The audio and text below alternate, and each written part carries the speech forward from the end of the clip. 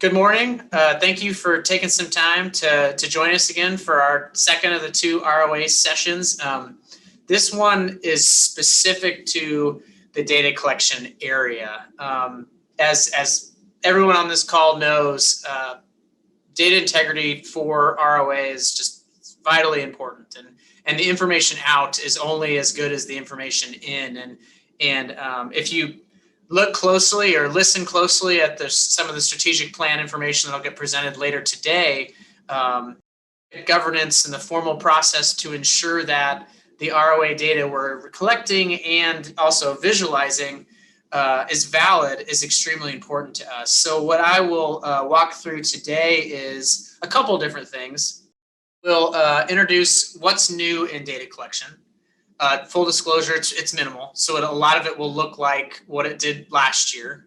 I'm going to go through a list of common mistakes that were made in last year's data collection that I ended up having to go back and forth with the institution to get those rectified. I'm going to walk through just what a couple common data import errors look like and how you kind of decipher what they mean.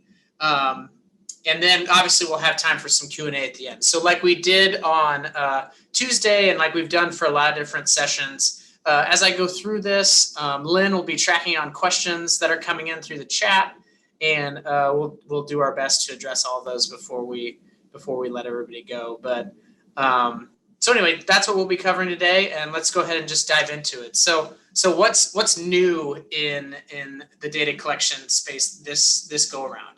We've added more tuition rate options. There are now 3 graduate student options where there was only 1, so you can report 3 different graduate student rates if you choose to. We also have added or increased the other tuition category up to 5. So if your institution does something really unique when it comes to different tuition rates, I know we have a university that does special rates for veterans and special rates for a whole number of different classifications. That allows you some of the flexibility in that space as well. We've added the addition of the winter term, so fall, winter, spring, summer, for those institutions that track enrollment and departure that way. So that's an option in the system and in the template as well. One of the other big things we did is we updated some of the data validations to help with some of the mistakes that, and mistakes is too strong of a word, but some of the issues we ran into and had to fix in the past. So previously there was a validation that was actually flagging incorrectly that was telling institutions that there was a problem because students were receiving more aid than tuition, when the reality, the way our rules work is it's aid beyond cost of attendance. So that calculation has been updated, and that warning will show correctly now. And then there's also a validation around the graduation and final academic term or term in which they left the institution that are in the system currently. So that's really what's new. We've added some we've added some specific header language to make a couple areas more clear, but from a data perspective, it's really just those couple tuition categories and these types of items. So really it's pretty minimal. We wanted to get through a couple data collection rounds before making any significant changes. Not that we really need to, but that way we don't, people don't get used to it one year and then we throw it all in a different mix the next year. So we're staying pretty consistent. So if you've worked with your IT department to set up specific exports out of Banner or Genzabar, whatever system you use, those would still be valid. All right, common mistakes or common errors that I saw as I was working through data collection with institutions last year. First one is mandatory fees. We had a number of institutions that failed initially to report mandatory fees as part of the institution's tuition rate. And a lot of this was on us. It wasn't overly clear in some of the header language on the institution space or in the template instructions that tuition and fees was one number for that academic year.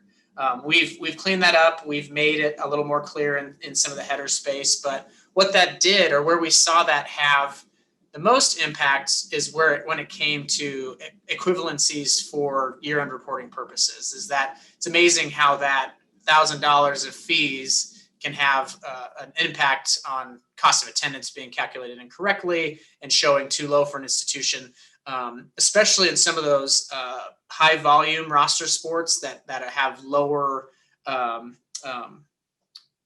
aid equivalencies. So like football, for example, where you might carry a roster of 120, 65 of which are varsity players, but you only are allowed 24 full ride equivalents. That came into effect pretty significantly for some of our institutions there. Another one was sport revenue. A common mistake was that institutions were reporting budgeted dollars from the school as sport revenue. And this is where the ROA definition differs from what is commonly done in EADA by a number of institutions. Is in the sport revenue column, we're truly looking for revenues generated by that program or by the institution or by the department, I should say, within that given year. So it could be fundraised dollars, it could be different other types of sponsorships, it could be ticket sales, program sales, that type of thing. If you include budgeted dollars from the institution that you receive, it inaccurately inflates the analysis that we're providing. And it does it in a significant way for most of our institutions, because what we're doing is we're looking at athletics, the athletic department in isolation. And so we're attributing 100% of tuition, room, and board revenues to the athletic department to see how, in our analysis, to see how what the department provides the institution, knowing in reality is that 100% of those revenues don't actually go to the athletic department. But when we're looking at athletics as a microcosm, that's the best way to do it, so we can see the impact that you have on the greater campus.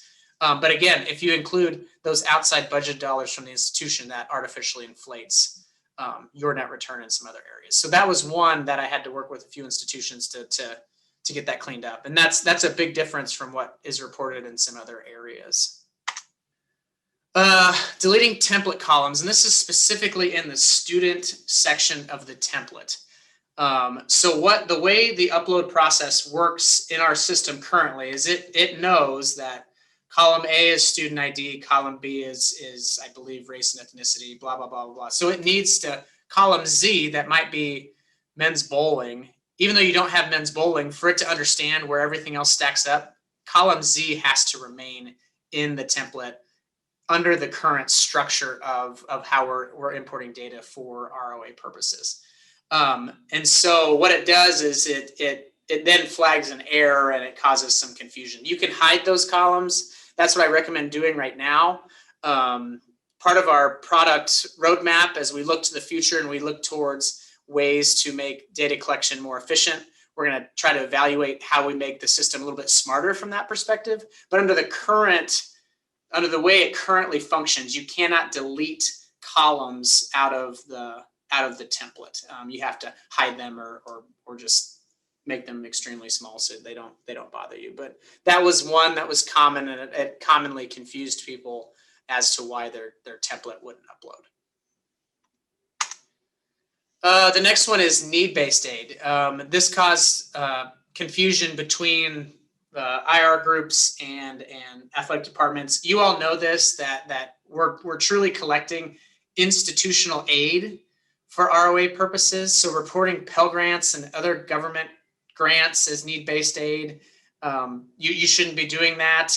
None of those student loans, things like that, should not be reported. And honestly, as I was reviewing what was submitted, if I saw an institution that was giving large amounts of need-based aid, a lot of that turned out to be Pell. And plus, with Pell, there's usually like some standard values that you'll see over and over. Like if a kid is full Pell, it's kind of up to a certain level. So that should not be reported. We are truly reporting institutional aid. And what that does is it negatively impacts the values. It inflates the discount rate, inflates the amount of aid you're showing you're given, and decreases your net return and things like that. And part of the reason why we look at it that way is because from the way we define aid in ROA, Pell, government grants, things like that aren't aid from the institution, even though in a sense the institution does do some management of it. aid, this type of grant or this type of money to a student is a means to pay the bill, not necessarily a aid from the institution itself.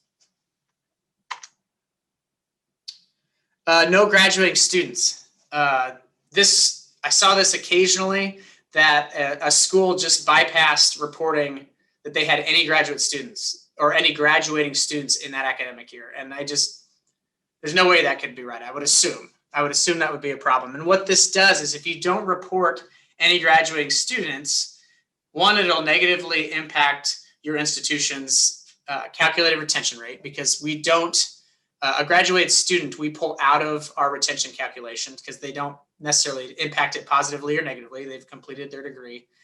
And the second thing is that we are continually asked about providing some type of graduation rate over the long term of ROA. Now, we aren't there yet. We don't know what that calculation would exactly look like, because we understand that there's variances in how that's calculated, and we want to make sure that we're doing it in a way that membership at large understands and agrees with the way it's being calculated. But at some point, when we start to go down that path, we'll want data from the past. And so if you're failing to report those students as such, or report the term in which they graduate within that given year, obviously that will throw off that statistic as well. Reporting future years. So there's two areas, the graduation term and then the final academic term enrolled area, where I saw a number of institutions report future graduation terms and final academic terms. And so one thing that's key is, when you're reporting for ROA, you're reporting a single year in isolation. So you're only reporting graduates that graduate within that year. And then I think the final academic term definition or column header caused some confusion, because the final academic term is only intended for an institution that has left your school without graduating. So what that means is, or what I saw was, that schools would report final academic terms for every student, thinking that you're reporting the latest term at which they were enrolled, when in all actuality, you're reporting the term in which they left, assuming that's not their graduation term. So for a lot of schools, this is just a handful of students. And if it doesn't apply to a student, you just leave it blank. And then the system will anticipate that student continuing from one year to the next. So that's one area where can cause some confusion. And what it did this last year, one of those unintended consequences in the system is that when you reported a student so we did 19-20 reporting, if you reported a student that's final academic term was in the fall of 2020, so of this current academic year, the system was just reading that they left in the fall, and it was cutting the tuition, room, and board revenue from that student in half inappropriately. Now, we've done some things to clean that up, where it's actually reading the academic year as well now, but again, you're only reporting an academic year in isolation, and only reporting a final term for a student that left and did not graduate. So if the student continued, you would just leave it blank for that institution. So we've also put in a data validation on this. So if you try to submit students that have future graduation terms or future final academic year or final academic terms enrolled, the system will flag that as an error and will prevent you from submitting that data as well. But just know that that was a problem we had this past year. Participation classification. Institutions were not using the correct student athlete participation level for a given sport. So we've got, and the problem this caused is, it caused a lot of institutions to show over the financial aid limits when in actuality they didn't. So there was a lot of going back and forth to understanding what happened. And we have three classifications in the system itself. And it was a little confusing last year, because they make more sense as now we're in this year, where the 20% rule is in effect. And so the first is a competing varsity student. So this is a student that participated in varsity competitions and counts towards the NAIA financial aid limits. So this is an individual that played in 20% or more than 20% of the maximum allowable contest for that given sport. So basically they are a countable student. This is the student that will show in your equivalency reports and things like that. The other is a non-competing varsity student. So this is a student that participated as part of the varsity team, or they were part of the varsity team, but not at a level that would require their aid to count towards NAIA financial aid limits. So basically they played less than 20% under the current rule. So they're still a varsity student. They were still on the varsity roster, but they don't meet that threshold to be considered countable. So this was a non-competing varsity student, and that's how they're classified in the system. And what we saw this past year is there were too many students classified as competing varsity students when some of them should have been under this non-competing varsity category. And then our third category is a non-varsity student. And these are primarily junior varsity level students or non-participating members of the team. So there's the occasional like student manager that's part of your athletic department that receives aid to fulfill that role. But 99% of these students that fall under these categories are at the junior varsity or reserve level. So again, it's competing varsity, those are your countable students. Non-competing varsity, those are your varsity kids that aren't countable per our financial aid limits or per our financial aid rules. And then non-varsity students, which are largely junior varsity students. And so again, what we saw is we saw on some campuses reporting more competing varsity students than what actually occurred. And so then we had to do some back and forth to get that figured out. The other thing that I didn't list in this that happened occasionally that we saw is that some institutions just completely ignored the academic exemptions column, and we had to have a little back and forth to get that ironed out. Obviously, you don't have to report academic exemptions if you don't want to, but know that impacts that could impact your financial aid limits. One question that was common about that I should have included in here around academic exemptions is I got the question a lot of, do I need to report academic exemptions for every student or just the competing varsity students? You are welcome to report academic exemptions for everyone if you want, but the necessary ones are those that are competing at the competing varsity level, because the rule is specific to our financial aid limits and the equivalencies and things like that. And that's solely what we use that column of collection for. Okay, common data load errors and what they look like. And the reason why I wanted to go through a couple of these is because we've worked hard to make the system smart enough to provide you feedback as to what went wrong, but there are still the occasional cases where it's like, I don't know what this means, and the system spits out a really confusing explanation. And so I've been able to find a couple common errors, and we are working with our vendor to get these cleaned up so they're a little more specific, but the variability of them causes some complexity at times when it comes to spitting back out what error occurred. So I've just flagged a few of them so you can kind of see, if you see this type of error, this is likely what it is kind of in that interim period. So first one is you've deleted a template column. Usually what it'll do is it'll read it and then it'll just know that there's an error and it says object reference not set to an instance of an object. And that is IT jargon for I'm missing something somewhere and I can't find it. And typically 99% of what that means is that a column has been deleted, most commonly in the student section. And it even shows you which section of the template it happened in is the student file. Again, we're working to make the system smarter, that was good English, smarter in some of these areas, but that is one that you might see in the interim. Next one is, this one is pretty self-explanatory, but if you see a number or a text instead of a number in a specific column, it will tell you that we're expecting a number instead of text in that column. One thing that I did see happen occasionally is if people start moving around a lot of columns in the spreadsheet, is that some of our columns have drop downs, which are text columns in them. Not that you have to necessarily use the drop downs, but they're available for you. But it can confuse the system occasionally if columns get moved around and then move back. It'll pick up some of those text fields that are kind of underlying that you don't necessarily see, but you can choose from in the aid column, and it will flag this error. And so just know that if you see text, or maybe you put a dollar symbol and a dash or something instead of a zero in a number column, you will get an error that looks like this. Incorrect naming convention. If you don't use the proper naming convention for a specific field, it is looking specifically for certain text in certain areas. It will tell you that invalid upload blank is not a valid drop-down selection. One thing, again, part of our kind of ongoing product roadmap is to still stick with common naming conventions, but provide some flexibility in some areas where we can. Again, it's making the system smarter.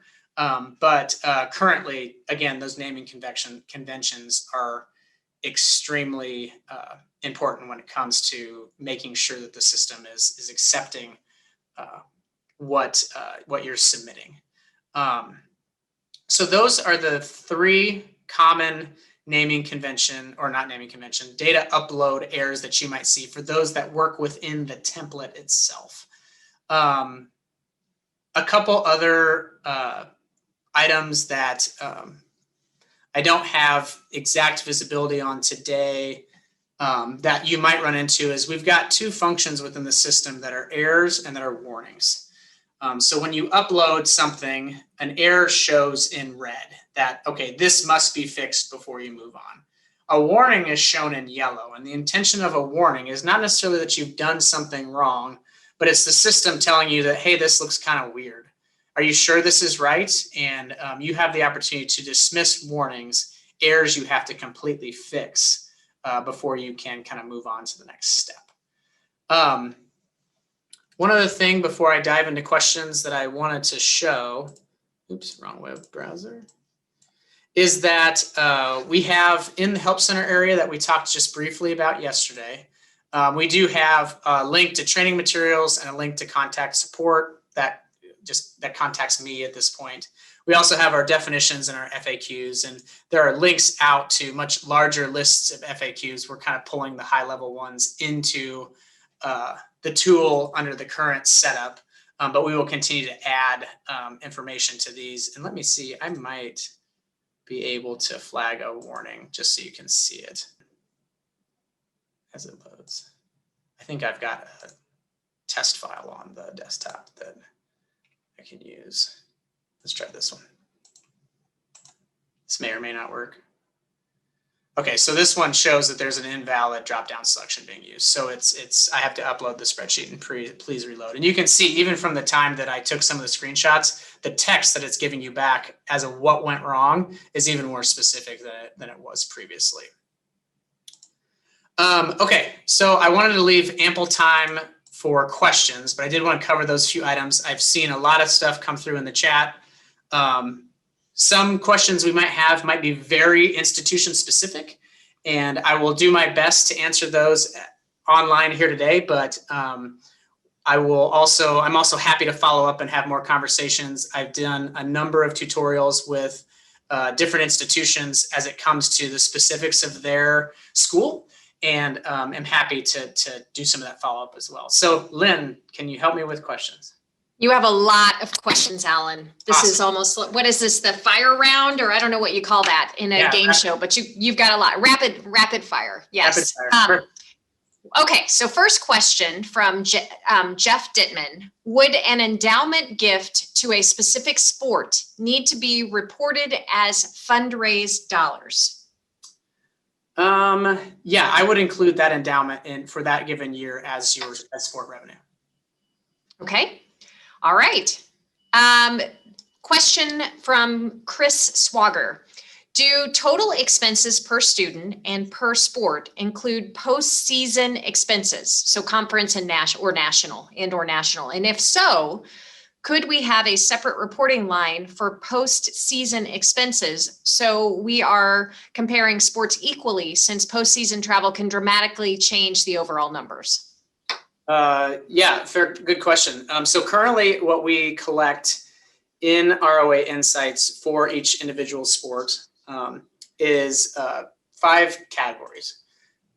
So we collect sport revenues. We also collect any recruiting expenses accrued by the athletic department, personnel expenses, operations expenses, and postseason expenses. And the way we've defined postseason under the current structure is postseason is only NAIA championship level postseason. So NAIA opening rounds and final sites. Any conference postseason, we ask you to include in the operations category. That doesn't, I don't know if that fully accomplishes what you're asking for, Chris. That's what we've got as a current setup. But I'll make a note to think how we think about postseason expenses and how we wrap that up and separate it as well. But currently, like if you look at sport expenses, like on your dashboard, your postseason expenses are going to be included in that. So Alan, we'll want to make sure that we share the presentation as well as the recording. So had some comments about that. I think people want to go back to it when they're actually doing their submittal, because I think that's really helpful. Yep. Okay, so question from Jeff Lanham that Jim actually already answered. So I'm going to move past that. He was asking about student success and how we determine that. And of course, we're focused on retention now, but we're always interested in institutions, their feedback on student success, so we can incorporate it into the tool. So moving on, what are some common mistakes on the proportionality model reported in the year-end report? The proportionality model as reported in the year-end report. So common, if I'm understanding what you mean by proportionality model, I don't know who asked this question, but I think Carlos, if you want to unmute, actually, that'd be great. Yeah, help me understand what you mean so I can answer it correctly. Okay, we will move on and come back to that one. Maybe, okay, so does non-varsity include club and emerging sports? So anything that's varsity, anything that's considered a varsity sport, so non-club, so an emerging sport, any sport that's considered varsity on your campus should be reported in ROA. Club sports, so clubs that don't meet kind of that standard definition of varsity that we have within the NAIA, are an optional reporting mechanism in ROA. We would encourage it because it provides us some baseline data. And we would encourage you to use the classifications of varsity, meaning, okay, these are your frontline players. And if you have like a developmental squad, you'd use non-varsity for those individuals. But know that, like, since the primary reason for those classifications is twofold. One, to understand how many players are actually getting on the field regularly and how many are serving a developmental role. And then also how many of those are actually working towards upper limit equivalencies and how many of them aren't, basically. So kind of that, it's kind of a twofold piece, but that's how I would have you do it. But again, anything varsity, we want you to report. Anything club, since that can get pretty loose and information around that could be difficult to obtain, we leave that to your discretion. So going back to the proportionality model, that's referring to scholarships. So the scholarships model reported in the year-end report, what are some common mistakes you're seeing in scholarship reporting? Okay, so the most common things I've seen are, and they're ones I addressed in the PowerPoint as well, need-based aid, Pell Grants, and things like that being reported inappropriately. That happened regularly with some of our institutions. And a lot of times what happened was, I think some of that fault was on us, is maybe we weren't clear enough in some definitions, and the spreadsheet got sent to an IR department and they just pulled all of that student's package instead of eliminating out some of those things. Classification, student participation classification was a big one. And whether or not academic exemptions were reported. Honestly, the most common reason why schools were over the limits was because of I just went blank for a second, because of the aid being inappropriately provided in the need-based category. Sorry, I had a complete brain fart on what I was trying to finish on that question. Okay, so let me move on. Steve Wilson, he said, going forward with 20% rules in place, a starting pitcher who appears in less than 20% of the games, although an impact player throughout the year, that player will not count, correct? Is there an effort to close that loophole, or am I misreading it? Hey, Lynn and Alan, if you scroll down, we handled that one. You answered that. We're clear. Awesome. Yeah. Beautiful. And so, yeah, Mike's response is correct. Yes, that Okay. Moving on, if a school is so far below maximum award limits prior to exemptions, why would or should they go through the extra work to calculate the academic exemptions? You wouldn't have to.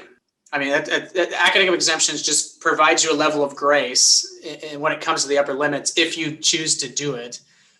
We've got some schools that leverage it more regularly than others, but if you know you're going to be well below just based on how you typically scholarship against your cost of attendance, then no, you would not have to go to that step.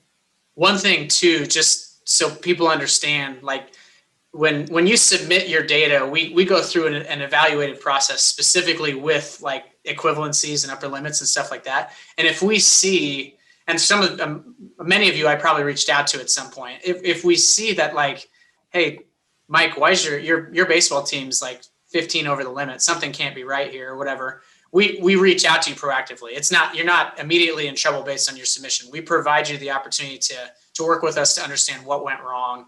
And where it's most common are those large roster sports that the equivalency is just smaller, like football. Football was the sport where a lot of our schools, just based on the change in reporting, missed something or categorized students incorrectly to show that their football team was way over the limit when the reality was they weren't. But back to the crux of the question, no, if you know that you're going to be under the limits, you don't have to actually go through the academic exemption exercise. But there's a lot of schools that do. Okay. Hey, Alan, wouldn't we want to encourage people to do it though? Because it'd be helpful for us to have that data as we move forward and we think about financial aid and other things. I agree with you. It's not required, but certainly helps us as we're trying to analyze the impact of exemptions overall. Yeah, I mean, the more data, the better. I mean, for those that can and do provide it, that's perfect. And we would encourage you to. And we would encourage you to include every data element that you can within ROA. But there are certain elements that are optional in some senses. So Jim, you're absolutely right. Alan, when will the reporting begin for the 2021 year? And what is the deadline? Good question. So we will open the system for submission in early to mid-July. The template itself, the updated template, will be online within like the next week. So if you want to start working on the template, you can, but the system itself won't be open for receiving data until July. The deadline remains December 1st. Okay, still getting a lot of questions.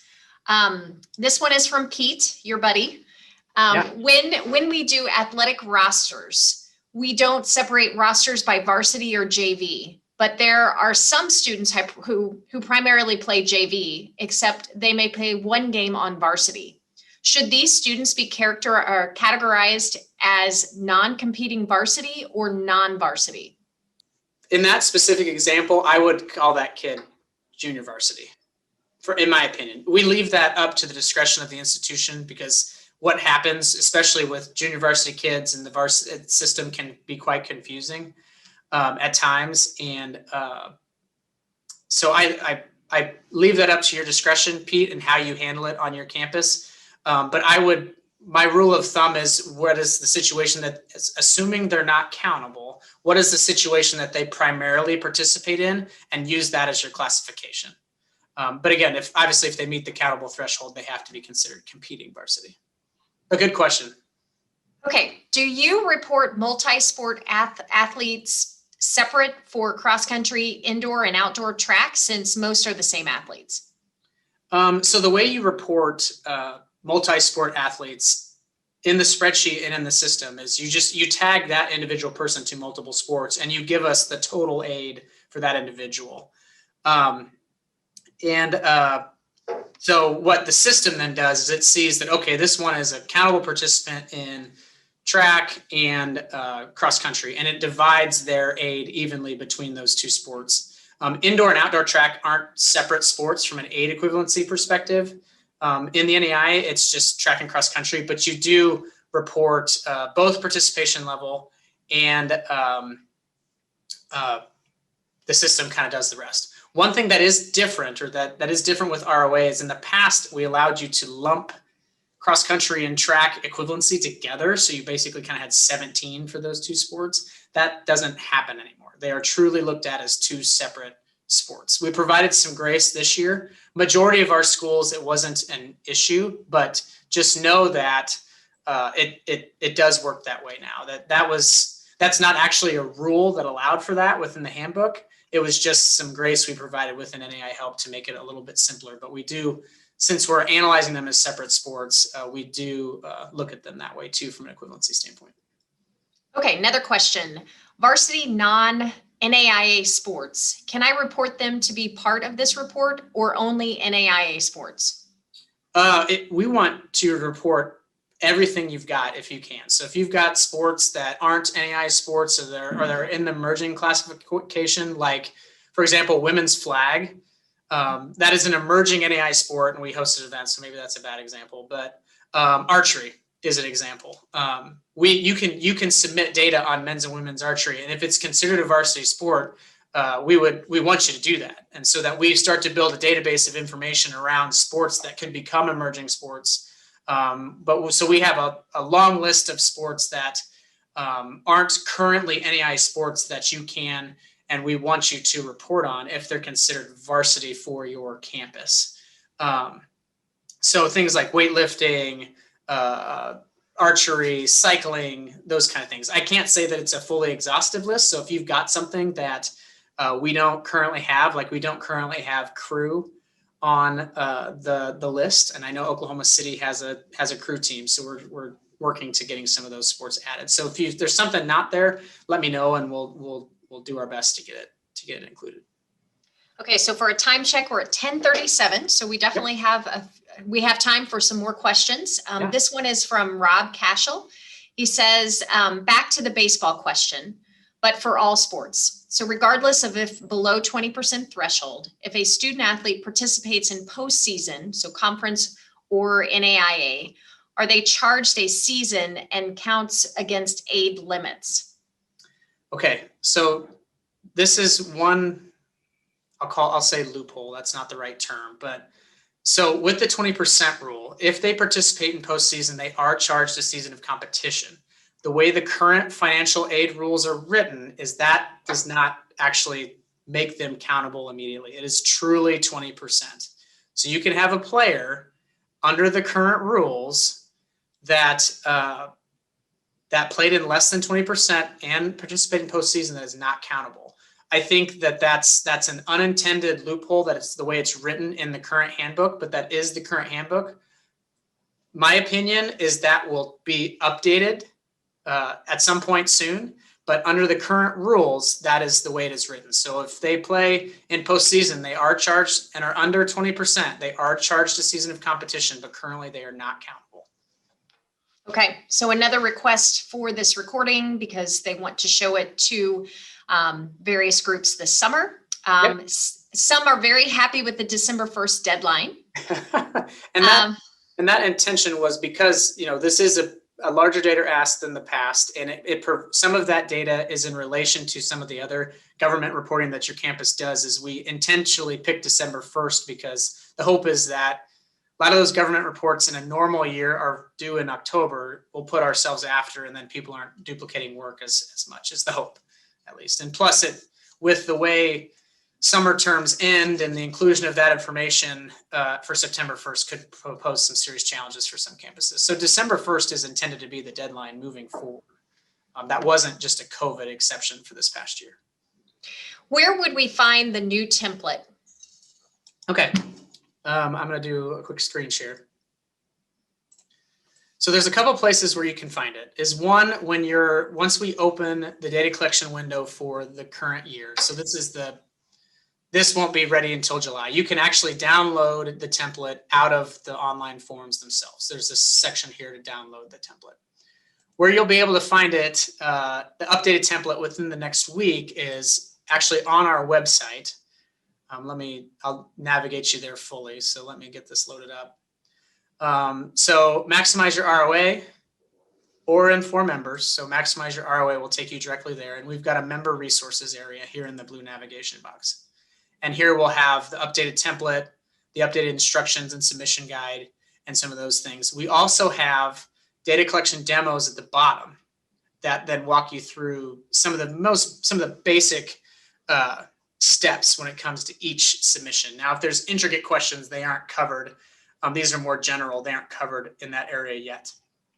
One note of disclosure is that the newest template is not here yet. It is still last year's template. So what we'll do is we'll communicate in the score and some of those pieces here after, once we get through convention, that the new template is there and that it's ready for download and you can get started. But to be fully honest, like the template changes are fairly minimal. So you could even get started in the old template and it wouldn't be overly cumbersome to move it in the new. But for upload purposes, it would require the new. Should tribal scholarship money be reported? Ashley, I would need to talk to you more specifically about how tribal scholarships work. And so maybe that's a question we can take offline, and I'll connect with you separately on that. I'm going to write your name down so I don't forget to follow up. Work study should be reported as institutional aid, correct? So I asked our legislative services team about this specific question in the fall. And the response I got back from them was institutional work study should be reported. Federal work study works differently and is considered slightly different and is not considered institutional aid. Now, my understanding is that we've had, that's been confusing and maybe that interpretation has changed over the course of time. But yes, Kiki, you are spot on. Federal work study is considered by our legislative services department currently the same as a Pell Grant. But if your institution funds some level of work study through its own institutional resources, you would need to report that as aid. Okay. Chrissy is also winning the tribal scholarship. And Alan, we'll go back through and look at all this because there's a lot of great questions in here. Yep, and I got a message from Gary Dickerson as well about tribal scholarships. So I will figure that out for you all and follow up. Dennis McDonald asks, is it possible to get data on tuition revenue by student athlete minus room and board revenue? It is stated that way, but that line includes room and board. Many CFOs look closely at tuition revenue minus room and board. So Dennis, just for clarification, you're wanting to see tuition revenue excluding any revenue from room and board. Is that correct? Yeah, the way it's stated on the comparison data right now is it says per student athlete and it says tuition revenue, but it includes room and board. And there's just so many scenarios with room and board at all the different institutions. I just know for us, we try to do a lot of our planning based on tuition revenue only. Okay. Don't get into the room and board on some data collection things that I work on here. Okay, that's helpful. So what I can do for you now, Dennis, is I can run you a separate report for if there's conversation you need for your president or for your CFO or whatever, and we will add that to kind of our list of items to look at from a metric standpoint here in the future. But we can do that. All the data is there. It's not hard to do. Yeah, Alan, I have, all that information from my own institution. I follow that very closely. It's just whenever you're doing comparison data, Sure. say like your conference, in the data that's being shown for that comparison data, it's including room and board from all of the institutions. Yeah, no, that's good feedback. And I'm seeing some others chime in too that would be helpful. So we'll, like I said, the data is there. It's a simple metric to create, so we can add that to our list of things. Alan, so noted there were others that want the tribal information. I think everybody is interested in the recording and the PowerPoint slides, and that concludes all of the questions. Okay. A couple just pieces of note too is the recording for this session and the PowerPoint is currently available in the convention portal. So if you obviously got to this session through the convention portal, the PowerPoint presentation is right underneath my ugly mug there under the add to calendar. If you look at some of the past days, let me find one. The recording is there, and the way it works is you can also share this via email, and it'll pop up. I don't have my email open, but it'll pop up a direct link to the video through Vimeo that you can then share with your campus as well. But we can also work towards getting some of this information out and getting it posted and some things like that too. So that is a way to access it potentially faster than what we might turn around. So just know that that's there and that will be available. But we will get this shared to people that would like to see it. Yeah, and so again, thank you for all your questions and feedback. System will open in July, due in December. I hope that everyone gets a chance to take a couple weeks for themselves this summer and relax. It's been a crazy year, and I appreciate all your work and support of us and what we've done. And I think it's been a lot of fun, but I'm glad it's almost time to relax a little bit. So everybody have a great rest of the day and enjoy the last day of convention.